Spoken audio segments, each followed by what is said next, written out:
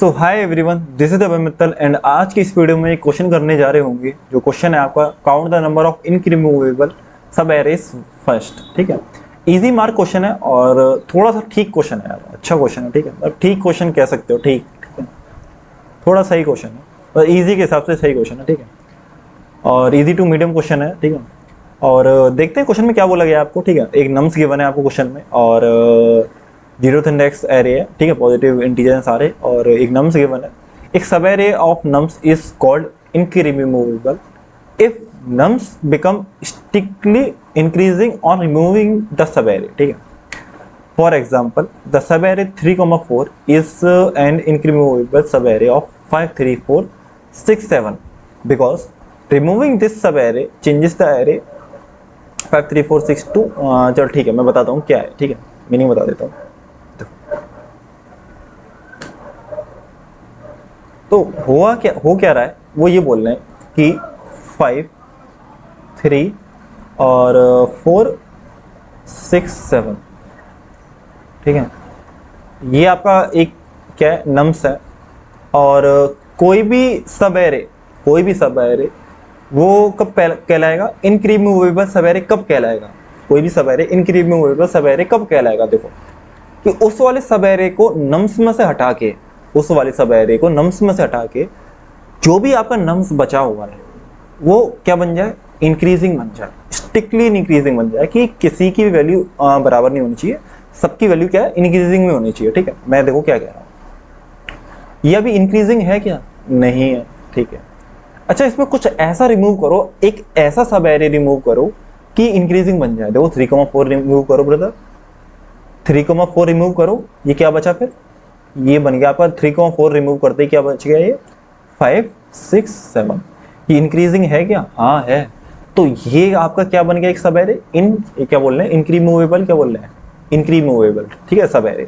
तो आप क्या करोगे, आंसर एक मानोगे, मतलब काउंट मान लो, आंसर मान लो, तो आंसर में +1 कर दोगे। ठीक है, हाँ यार एक आपको ऐसे सब एरे मिल चुका है। अच्छा और भी ऐसे सब एरे हैं क्या, हाँ भाई है। देखो 3, 4, 6 ऐसे आप रिमूव कर दो तो क्या बचा, 5,7। ये भी तो इंक्रीजिंग है। अच्छा और भी ऐसे हैं क्या, हाँ भाई है, 3, 4, 6, 7। और फिर क्या कर दो आप, क्या बचेगा, 3, 4, 6, 7 कर दे तो 5 बचेगा। अच्छा अकेला नंबर इंक्रीजिंग माना जाएगा, ऑब्वियसली क्यों नहीं माना जाएगा। ठीक है, अच्छा अरे मैं सारे को हटा दूं और सब सारे वो है, मतलब सब एक ऐसा सब एरे लूं। ठीक है, अब ये बचेगा क्या, कुछ नहीं बचेगा, नल बचेगा।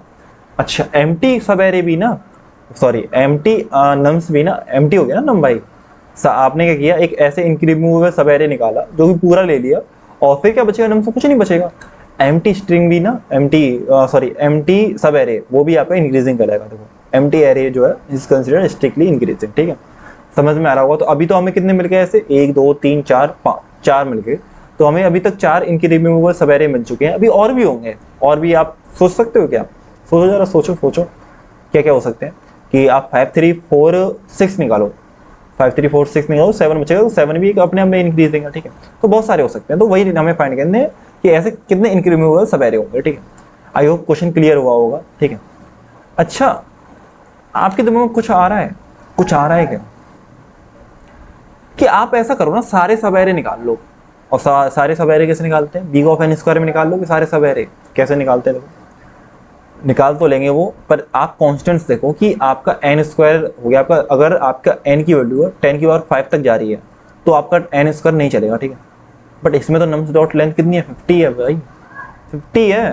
कितना तक चला जाएगा, एन की पावर 4 भी चला जाएगा, एन की पावर 5 चला जाएगा क्या, एन की पावर 5 शायद चला जाए, 4, 3 नहीं, 3, 25 इंटू 25। ठीक है, 4 तक आराम से चला जाएगा। ठीक है, 5 में देख लेना, 4 तो आराम से चलेगा। ठीक है, तो एन स्क्वायर तो आराम से चली जाएगा। ठीक है, तो देखो वही मैं कह रहा हूँ कि आप पहले क्या है, सारे सब एरे निकाल लो। सारे सब एरे इन द सेंस में क्या बोलना चाहता हूँ, देखो ऐसा करते हैं, इसी वाले एग्जाम्पल को लेते हैं। ठीक है, इसी वाले एग्जाम्पल को लेते हैं और इस वाले एग्जाम्पल को मैं लिख देता हूँ यहाँ पे। ठीक है, चौड़े में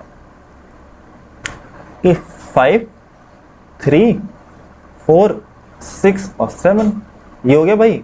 अच्छा अब ये आपका क्या है, नम्स है। ठीक है, आप ऐसा करो ना, सारे सब एरे निकाल लो, सारे सब एरे इन द सेंस कि देखो पहले आपका जो सब एरे निकलेगा वो 5 निकलेगा। ठीक है, तो बी को एफ इन स्क्वायर में आप सारे सब एरे तो फाइंड कर लोगे, ठीक है, सारे सब एरे फाइंड कर लोगे। आप ये चेक करोगे तो सारे सब एरे इन द सेंस तो कौन कौन से आएंगे, थोड़ा एग्जांपल लेते हैं। 5 हो गया सब एरे, ये 3,4 हो गया, 3,4 हो गया। एक सब एरे हो गया आपका सपोज करो 3, 4, 6 हो गया। एक सब एरे हो गया आपका 5,3 हो गया एक सब एरे, ठीक है। तो आप ऐसा कर लो ना कि आपका सब एरे 5 है, तो 5 है तो आपका बचेगा क्या, 3, 4, 6 से बचेगा। अच्छा, इसे फाइंड कर सकते हो क्या आप? हाँ कर सकते हो, अगर आपको इसके कोऑर्डिनेट पता हो तो। इसकी कोऑर्डिनेट क्या है, 0,0,0 है। कोऑर्डिनेट इन द सेंस है तो इसका इंडेक्स 0, बट मैं आई और जे माना हूँ यहाँ पे, ठीक है। आई और जे मैं बताता हूँ क्यों मैं माना हूँ आई और जे, क्योंकि आप जब भी एक 2 लूप लगाते हो ना, फॉर लूप, 2 फॉर लूप लगाते हो, उसी से सब एरे निकालते हो, तो उसमें आई और जे की वैल्यू आती है ना यार, कि आई और जे की वैल्यू आती है ना सब एरे निकालने के लिए, कि भाई आपका, चलो इस वाले को छोड़ो, इस वाले को लेते हैं 3,4 को, तो आपका आई यहाँ होगा और जे यहाँ होगा, तो आपका ये तो हो जाएगा कि आई से लेके जे तक आपका क्या है, एक सब एरे है, ठीक है।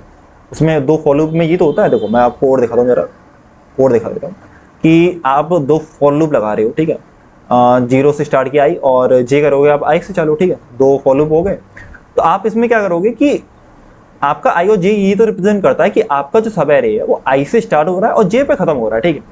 अच्छा, सब एरे ये तो हो गया, तो बचा क्या, बचा आपका क्या, देखो बचा आपका ये कि 1 से 5 बचा और 6 और 7 बचे, ये तो बचे। जब 3,4 अगर सब एरे है तो 5 को निकाल सकते हो। हाँ कैसे, कि आप क्या करो कि नम्स में से 0 से लेके i-1 तक इंडेक्स तक क्या कर लो, वो एलिमेंट निकाल लो 0 से लेके i-1 तक।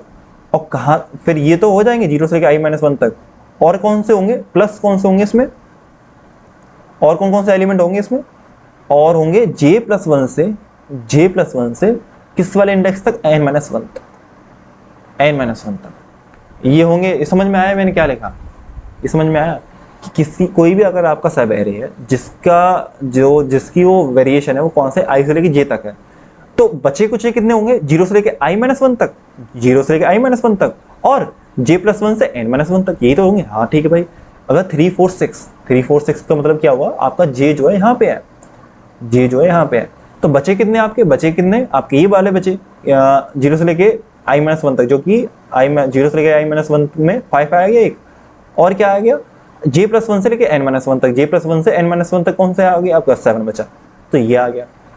तो ये आ जाएगा आपका क्या बचा हुआ, और फिर बचे हुए क्या आप चेक कर लो कि इंक्रीजिंग है या नहीं है।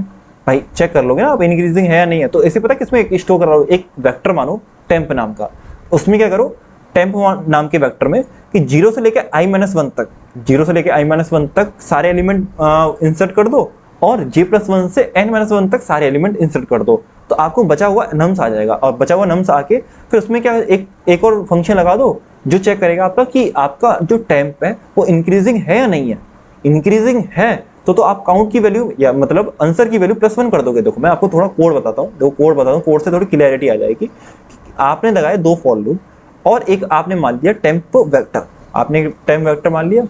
अब आपने क्या किया कि i तक, ये i-1 तक, 0 से लेके i-1 तक, i तक तो लूप ये वो हो जाएगा ना, ब्रेक हो जाएगा। i-1 तक क्या किया आपने, सारे एलिमेंट इसमें घुसा दिए टेम्प में, जो कि क्या रिमेनिंग एलिमेंट है। यही मैं कर रहा था कि 0 से लेके i-1 तक हम वो एलिमेंट हम इंसर्ट कर देंगे टेम्प में, क्योंकि वो रिमेनिंग है, ठीक है। और कहाँ से कहाँ तक करेंगे, j+1 से n-1 तक करेंगे, जो कि मैंने इसमें कर दिया। फिर क्या करेंगे, टेम्प आपका गया कि बचा हुआ आ जाएगा जो कि 5,7 है। जैसे इस वाले केस में जब आपका सब एरे 3, 4, 6 था तो बचा हुआ 5,7 है। अब इस पे क्या लग जाएगा, आप इस पे लगा दो फंक्शन इन इंक्रीजिंग, कि भाई ये इंक्रीजिंग है क्या, ये इंक्रीजिंग है क्या।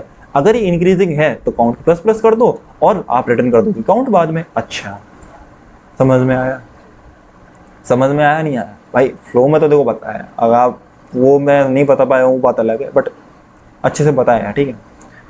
तो आई होप समझ में आया होगा कि इसमें हम यही कर रहे हैं कि सारे सब एरे निकाल लें, बिग ऑफ एन स्क्वायर में सारे सब एरे निकाल लूंगा।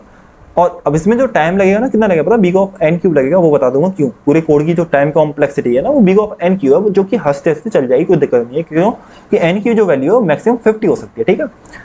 तो मैं थोड़ा वो कर देता हूँ, रिपीट कर देता हूँ। हमने क्या किया था कि हम सारे सब एरे निकाल लें बिग ऑफ एन स्क्वायर की हेल्प से, कि हाँ यार ये वाले सब एरे होंगे आई से लेके जे तक, ये वाला सब एरे है, ठीक है। जैसे ये वाला सब एरे आई से लेके जे तक।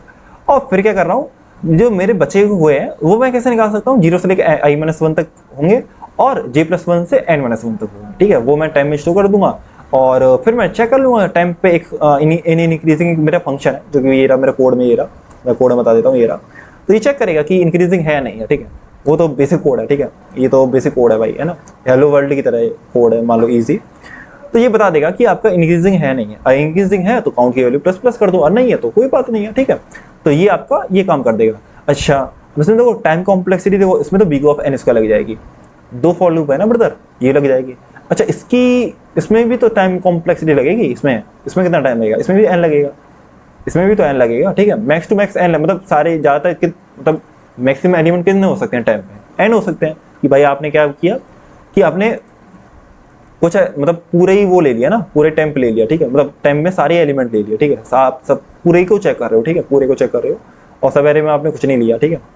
तो ये पूरे को चेक कर रहे हो, तो उसमें भी आपका एन टाइम लगेगा ना, एन टाइम, तो टोटल टाइम कितना हो जाएगा brother, big of N cube, ठीक है। आई होप क्लियर हुआ होगा कि टाइम कैसे बिग ऑफ एन क्यूब आया। और स्पेस कितना आ सकता है यार, स्पेस आई थिंक आप एक टाइम वेरिएबल मान रहे हो, जिस टाइम को वेरिएबल मान रहे हो, जिसमें आपका जो साइज है वो कितना हो सकता है, एन से ज़्यादा तो नहीं होगा, ठीक है, एन ही हो सकता है मैक्स टू मैक्स, तो एन हो जाएगा साइज इसमें। और आई होप क्लियर हुआ